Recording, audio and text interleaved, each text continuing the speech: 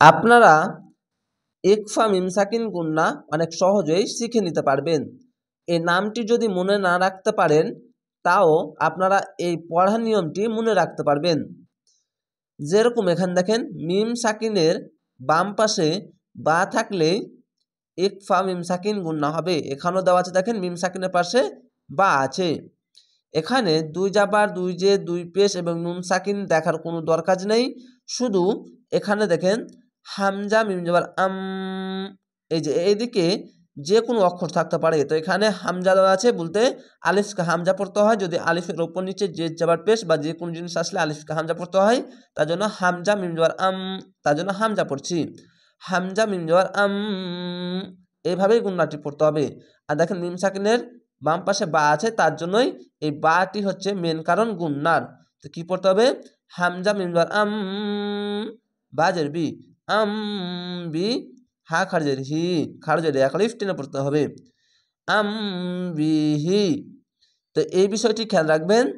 এখানে ইকফা মিম সাকিন গুন্না হচ্ছে এই নামটি যদি মনে না রাখতে পারেন তাহলে মিম সাকিনের বাম পাশের অক্ষরটি বা থাকলেই কি পড়তে হবে?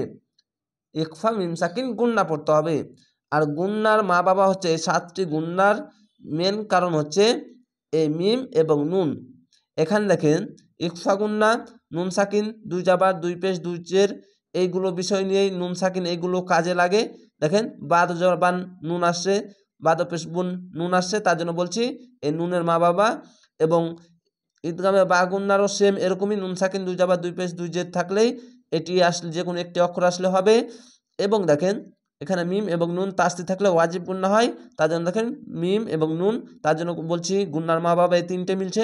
কলকলা শুধু আলাদা, এর উপর সাকিন থাকলে ধাক্কা মেরে পড়তে হয়। এখানে দেখেন ছোট্ট একটি মিম থাকবে দুই জাবা দুই যে দুই পেশ থাকলে তার উপরে ছোট্ট মিম থাকবে তার জন্য বলছি এই গুন্নার মা বাবা হচ্ছে মিম। এবং এখানেও দেখেন এই মিমের জন্যই কি হচ্ছে আজকে যে ক্লাসটি নিয়ে দেখুন মিমের জন্যই এখানে গুন্না হচ্ছে। কিন্তু মিম সাকিনের বাম পাশে বা থাকবে। এই বাটাই হচ্ছে গুন্নার এই ইকফা মিম সাকিনের গুন্নার এই গুন্নার মেন কারণ হচ্ছে এই বা এবং মিম সাকিনের উপরে সাকিন থাকতে তার জন্য। এখানে দেখেন ঈদগামে মিম সাকিন গুন্না পাশাপাশি দুটি মিম থাকবে। তো এর পরের ক্লাসে আপনারা নিয়ে নেবেন এই সহজ ক্লাসটিও। তো অবশ্যই আমার সঙ্গে থাকবেন এই বিষয়গুলি জানার জন্য। ভালো থাকেন, সুস্থ থাকেন। আসসালামু আলাইকুম।